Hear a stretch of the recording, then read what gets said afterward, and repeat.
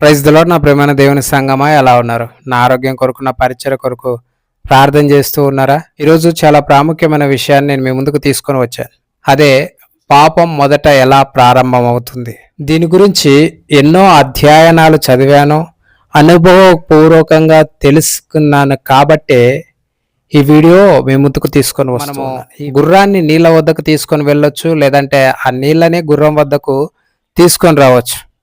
కానీ గుర్రం చేత బలవంతంగా నీళ్లు తాగించలేం కదా. అలాగే ఏ జంతువైనా, ఏ పశువైనా కూడా బలవంతంగా నీళ్ళని మనం తాగించలేం.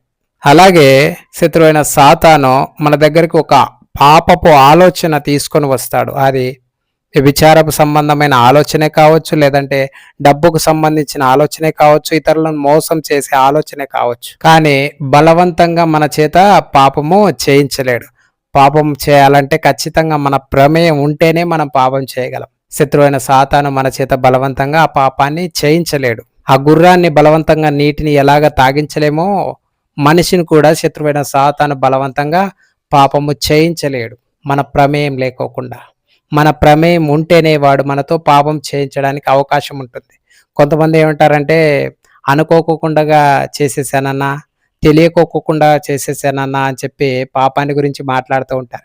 పాపము అనుకోకుండా చేసేది కాదు, తెలియకోకుండా చేసేది కాదు. నీ ప్రమేయం లేకోకుండా జరిగేది కాదు పాపం. నీ ప్రమేయం ఉంటేనే పాపం చేయడానికి అవకాశం ఉంటుంది.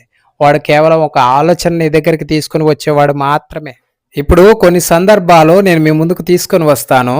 వీటిని సాతాను వారితో బలవంతంగా ఈ పనులు చేయించాడా, లేదంటే వారికి ఉన్న వాంఛతో, వారికి ఉన్న కోరికతో వారు ఆ పని, ఆ క్రియ చేశారా? ఒక్కసారి ఆలోచించండి. ఇప్పుడు ఉదాహరణకు, ఒక అన్యుడైనా, ఒక క్రైస్తవుడైనా ఒక వ్యక్తి తన అక్రమ సంబంధానికి అడ్డు వస్తుంది అని చెప్పి తన భార్యను చంపేస్తూ ఉన్నాడు. అది అతని ప్రమేయం లేకోకుండానే జరుగుతుందా? లేదు కదా. అతని ప్రమేయంతోనే ఆ పని చేస్తూ ఉన్నాడు. అతని వాంఛ, అతని కోరిక, అతని ఇచ్ఛ అతన్ని ఆ విధంగా చేయడానికి ప్రేరేపిస్తుంది. అంతేకాని శత్రువైన సాతాను అతని చేత బలవంతంగా ఆ పని అతనితో చేయించడం లేదు. ఒక స్త్రీ తన అక్రమ సంబంధానికి అడ్డు వస్తున్నాడని తన భర్తను చంపేస్తుంది. ఆమె ప్రమేయం లేకోకుండా ఆ పని ఆమె చేస్తుందా? లేదు కదా. ఆమె ప్రమేయంతోనే ఆమె ఆ పని చేస్తూ ఉంది.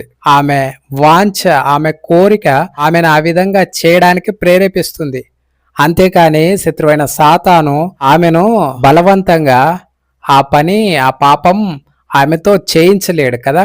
అలాగే ఒక తల్లి తన అక్రమ సంబంధానికి అడ్డు వస్తున్నారని తన పిల్లలను కసాయి తల్లిలా చంపివేస్తూ ఉంది. ఆమె ప్రమేయం లేకోకుండా ఆమె ఆ పని చేస్తూ ఉందా? లేదు కదా. ఆమె ఇచ్చ, ఆమె వాంఛ, ఆమె కోరిక ఆమెను ఆ విధంగా చేయడానికి ప్రేరేపిస్తూ ఉంది. ఆమె ప్రమేయంతోనే ఆ పని చేస్తూ ఉంది. అంతేకాని శత్రువైన సాతాను బలవంతంగా ఆమెతో ఆ పని చేయించడం లేదు. అయితే ఇలాంటి వారి యొక్క జీవితాలకు ప్రతిఫలం, వారి ముగింపు ఏంటి అని దేవుని యొక్క వాక్యం చెబుతూ ఉంది అనంటే, దేవుని యొక్క వాక్యం ఎంతో స్పష్టంగా చెబుతూ ఉంది. నీ పాపము నిన్ను పట్టుకొనును అని చెప్పి దేవుని యొక్క వాక్యం ఎంతో స్పష్టంగా చెబుతూ ఉంది. అలాగే వారి వారి క్రియల చొప్పున ప్రతిఫలం ఇచ్చుటకు సిద్ధపరిచిన జీతం నా యొద్ద ఉన్నది అని చెప్పి దేవుని యొక్క వాక్యం ఎంతో స్పష్టంగా చెబుతూ ఉంది. అలాగే పాపం వలన వచ్చు జీతము మరణము, నిత్య నరకము అని చెప్పి దేవుని యొక్క వాక్యం ఎంతో స్పష్టంగా చెబుతూ ఈ దినాల్లో యవనస్తుల జీవితాలు ఎలా ఉన్నాయి అనంటే, కాలేజ్కి ఆడపిల్లలు వెళ్తూ ఉంటారు, మగపిల్లలు వెళ్తూ ఉంటారు. కాలేజీలో హాస్టల్కి వెళ్ళిన ఆడపిల్లలకు, ఏంటి నీకు బాయ్ ఫ్రెండ్స్ లేరా? మా బాయ్ ఫ్రెండ్స్ ఉన్నారు, వాళ్ళే రీఛార్జ్లు చేస్తారు, వాళ్ళే ఏదంటే టీ కాఫీలకు తోలుకొని పోతూ ఉంటారు, సినిమాలకు తీసుకొని వెళ్తూ ఉంటారు. అంటే దేవుని నమ్ముకున్న పిల్లలు ఏమంటారు అంటారు, మేము దేవుని నమ్ముకున్నాం అబ్బా, మేము అలాంటివి చేయము అని చెప్పి మాట్లాడుతూ ఉంటారు. అయితే వీళ్ళు ఆ ఆలోచన అక్కడికి దాన్ని తుంచివేస్తే బాగుంటుంది. కానీ ఆ ఆలోచనను కొంతమంది ఆచరణలో పెట్టడానికి ప్రయత్నం చేస్తారు. దేవుని మందిరానికి వస్తారు, యవనస్తులైనా మగపిల్లలైనా అలాగే, నీకు గర్ల్ ఫ్రెండ్ లేరా? అరే ఏంటి ఈ కాలంలో గర్ల్ ఫ్రెండ్ లేకుండా ఎలా బ్రతుకుతున్నావురా బాబు అని చెప్పి మాట్లాడుకుంటూ ఉంటారు యవనస్తులు నలుగురు కలిసినప్పుడు. అలాగా స్త్రీలు కూడా నలుగురు కలిసినప్పుడు అలాగా మాట్లాడుకుంటూ ఉంటారు. వాళ్ళు చర్చిలకు వస్తూ ఉంటారు, యవనస్తుల కూటంలోకి వస్తూ ఉంటారు. అక్కడ ఎవరో ఒక యవనస్తును యవనస్తురాలను కలుస్తూ ఉంటారు. చూసినప్పుడు వాళ్ళ హృదయంలో ఆశ మొదలవుతుంది. ఆశ మొదలైనప్పుడు బ్రదర్ వందనాలు అని చెప్పి పలకరిస్తారు. ఫస్ట్ బ్రదర్ తో స్టార్ట్ అవుతుంది, తర్వాత బాయ్ ఫ్రెండ్ గా మారిపోతుంది. ఈ దినాల్లో ఈ కాలం అలాగే ఉంది. ఫస్ట్ బ్రదర్ తో స్టార్ట్ అవుతుంది, తర్వాత బాయ్ ఫ్రెండ్ గా మారిపోతుంది. బ్రదర్ వందనాలు అని చెప్పి వాళ్ళని పరిచయం చేసుకొని ఆ 2-3 రోజులు, ఒక వారం, ఒక నెల, 2 నెలల తర్వాత వాళ్ళ ఫోన్ నెంబర్లు సేకరించుకుంటారు. ఇరువురు ఫోన్ నెంబర్లు మార్చుకొని చాటింగ్స్ మొదలు పెడతారు. ఫస్ట్ ఎలా ప్రారంభం అవుతుంది చాటింగ్ అంటే బైబిల్ డౌట్స్తో ప్రారంభం అవుతుంది. నీకు బైబిల్లో ఎన్ని అధ్యాయాలు ఉన్నాయో తెలుసా? తర్వాత నీకు బైబిల్లో మధ్యలో ఉన్న గ్రంథం ఏంటో తెలుసా? నీకు బైబిల్లో ఉన్న మధ్యలో ఉన్న అధ్యాయం ఏంటో తెలుసా? ఇలాగా బైబిల్ డౌట్స్తో ప్రారంభం అవుతుంది వాళ్ళ యొక్క పరిచయం. తర్వాత ప్రేయర్లుగా మారుతాయి. తర్వాత ఆల్ నైట్ ప్రేయర్ అయిపోతుంది. ఇలాగే భయంకరమైన పాపానికి వారు చోటిస్తూ ఉన్నారు. పాపము అన్నది శత్రువైన సాతాను ఎలాగా మన దగ్గరికి తీసుకొని వస్తాడు అని అంటే, వాడు బలవంతంగా పాపాన్ని మనతో చేయించలేడు, కానీ ఒక ఆలోచనను మన దగ్గరికి తీసుకుని వస్తాడు. ఆ యొక్క ఆలోచన ద్వారానే మన యొక్క జీవితంలో మనల్ని పాపంలోనికి నెట్టివేయడానికి, దేవుని యొక్క కాపుదలకు దూరం చేయడానికి, దేవుని సన్నిధిలో నుండి మనల్ని నిత్య నాశనానికి తీసుకొని వెళ్ళడానికి వాడు ప్రయత్నం చేస్తూ ఉంటాడు. కాబట్టి దయచేసి జాగ్రత్త కలిగి జీవించండి నా ప్రియమైన దేవుని సంగం. యవనస్తులు కూడా యవన కాలంలో ఎలా ఉండాలి?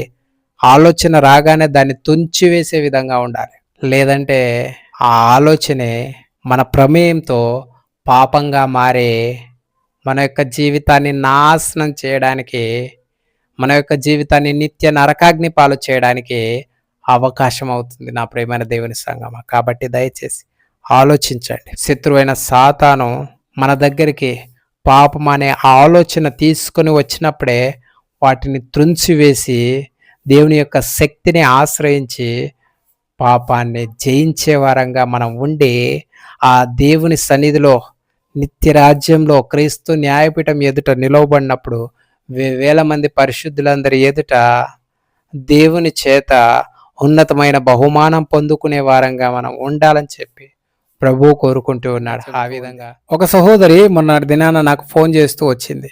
ఫోన్ చేసి బోర్డున ఏడుస్తూ ఉంది. ఏమైంది సిస్టర్ అని చెప్పి నేను అడిగితే ఆమె, అన్న నేను ఒక కంపెనీలో జాబ్ చేస్తూ ఉన్నానన్న, ఆ కంపెనీలో ఉన్న ఆ మేనేజర్తో నాకు పరిచయం ఏర్పడుతూ వచ్చింది. ఆ వ్యక్తి కూడా క్రైస్తవుడే అన్న. మేమిద్దరం పెళ్లి చేసుకోవాలనుకున్నామన్నా. అతన్ని ప్రేమించి అతనితో శారీరక సంబంధాలు కలిగి ఆ వ్యక్తి ప్రేమలో మునిగిపోతూ వచ్చింది. అటు తర్వాత కొన్ని సంవత్సరాలు ఆమెను అతను వాడుకున్న తర్వాత పెళ్లి చేసుకుందామని చెప్పి ఆమె అన్నప్పుడు, నేను నిన్ను పెళ్లి చేసుకోనని చెప్పాడంట. ఆ వ్యక్తి మోసం చేస్తూ వచ్చాడు, ఆమె మోసపోతూ వచ్చింది. దేవుని యొక్క వాక్యం ఏం చెప్తూ ఉంది? మోసపోకుడి, దేవుడు వెక్కిరింపబడు అని చెప్పి దేవుని యొక్క వాక్యం ఎంతో స్పష్టంగా చెబుతూ ఉంది. మీరు పాము వలె వివేకులను, పావురం వలె నిష్కల్మషులనై ఉండాలి అని చెప్పి దేవుని యొక్క వాక్యం ఎంతో స్పష్టంగా చెప్తూ ఉంది. మనం వివేకం కలిగి జీవించాలి. శత్రువైన సాతాను కేవలం ఒక కలవరాన్ని, ఒక ఆలోచనను మాత్రమే మన దగ్గరకు తీసుకుని వస్తాడానికి, అంతేకాని బలవంతంగా ఆ సహోదరి చేత శత్రువైన సాతాను పాపం చేయించలేదు. కానీ ఆమె ఇచ్చ, ఆమె కోరిక ఆమెను పాపం చేయడానికి, ఆమె ప్రమేయంతోనే ఆమె జీవితం నాశనం చేసుకోవడానికి ఆ తప్పును, ఆ పాపాన్ని చేస్తూ వచ్చింది. తన జీవితాన్ని నాశనం చేసుకుంటూ వచ్చింది. అలాగే అవ్వ దగ్గరికి శత్రువైన సాతాను ఒక ఆలోచన తీసుకొని వచ్చాడు, అవ్వను మోసం చేయడానికి. అవ్వ తన జీవితంలో శత్రువైన సాతాను తీసుకొచ్చిన ఆలోచనను స్వీకరించి ఆ పండును చూచి ఆశించి దాన్ని తిని దేవుని యొక్క శిక్షకు గురవుతూ వచ్చింది. అలాగే ఆకాను కూడా శత్రువైన సాతాను ఒక ఆలోచన తీసుకొని వచ్చాడు, ఒక ఆశను పుట్టించాడు. దాన్ని చూసి ఆశించి తీసుకొని దాచి తన ప్రమేయంతోనే తను పాపం చేసి ఇజ్రాయెల్ ప్రజలు ఓటమి పాలు కావడానికి కారకుడవుతూ వచ్చాడు. అలాగే గెహజీ దగ్గరికి కూడా శత్రువైన సాతాను ఒక ఆలోచన తీసుకొని వచ్చాడు.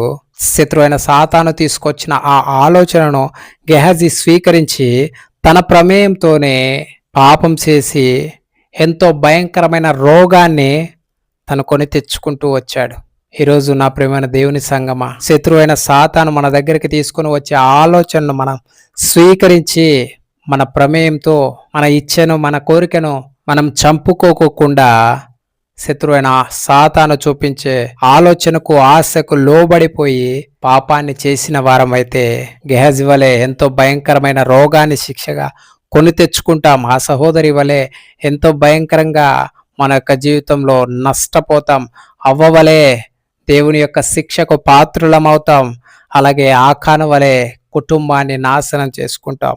కాబట్టి శత్రువైన సాతాను తీసుకొని వచ్చే ఆ ఆలోచనను మనము మొదటే దాన్ని తుంచివేసి దేవుని యొక్క కృప పైన ఆధారపడి దేవుని శక్తిని ఆశ్రయించి ఇహలోక సంబంధమైన మాలిన్యం మన యొక్క జీవితానికి అంటకోకుండా మనల్ని మనం ప్రొటెక్ట్ చేసుకునే వారంగా కాపాడుకునే వారంగా ఉండాలని చెప్పి ప్రభు కోరుకుంటూ ఉన్నాడు. ఆ విధంగా దేవుడు నీకు సహాయం చేయను గాక. దేవుని కృప నీకు తోడై ఉండును గాక. ఆమేన్. Praise the lord.